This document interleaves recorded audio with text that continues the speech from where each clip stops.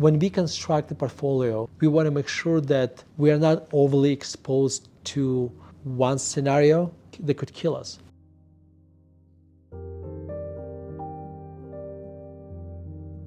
A question from one of my loyal readers: how does a macroeconomic analysis impact the way we pick stocks? He asked for also a specific example.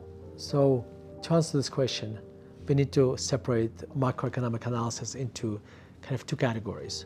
I kind of call it forecasting weather and forecasting climate changing events. Problem is weather forecasting, you spend a lot of energy and then the next day comes. And so today's weather is behind us and now you have to do it all over again. I spend no time doing this. What would be the weather kind of events? Like where the unemployment is going to be tomorrow, what's going to happen to unemployment rate 6 months from now. Those kind of economic data points, which are very difficult to forecast, take a huge amount of effort, and really at the end of the day kind of become noise. Climate changing events, on the other side, they usually take years to play out, and they have actually much longer impact on the company's cash flows. Okay, so let me give you a few. Rate of long-term inflation or interest rates. What's going to happen to Chinese economy? Is it, the health of the U.S. consumer in the long run? The U.S. dollar, is it going to be strong or weak? By the way, when you do this analysis, a lot of times you have to come to the conclusion that you don't know.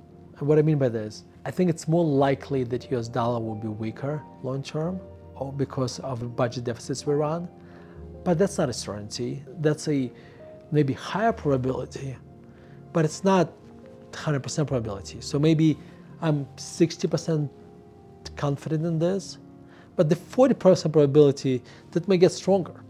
And by the way, I can argue both sides of the argument with the same conviction, because I just argued that the US dollar may get weaker because of our budget deficits, but then you can ask yourself a question, weaker against what? EU countries that have their own budgetary deficits, that have their, their economies, who have economies that are actually weaker than ours. So it gets complicated. So when we construct the portfolio, we want to make sure that we are not overly exposed to one scenario that could kill us. I remember I had a friend who passed away who was absolutely sure that we're going to have this hyperinflation. And he basically positioned his portfolio accordingly. And then you know what happened? We actually had a kind of semi-deflationary environment, and he got annihilated. I think it's important to have a certain amount of humility to understand that macroeconomics is very difficult, and very difficult to have 100% confidence on about anything. So therefore, I want to position my portfolio that can survive either outcome, inflation or deflation, high interest rates or low interest rates. Today, we're observing Chinese economy going through very significant struggles. Well, I want to make sure that my portfolio can survive that too. So in other words, in our stock picking, we make sure that we have very little exposure to Chinese companies. We want to make sure that we have a very specific and nuanced exposure to commodities. But that's how we deal with the macroeconomics. So Seth Klarman has this wonderful saying, we worry macro, but we invest micro.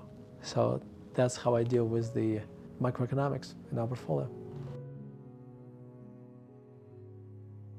Hey, thank you for watching this video. If you want to learn more about life, classical music, philosophy, and investing, make sure to subscribe to my articles and visit investor.fm. Thank you.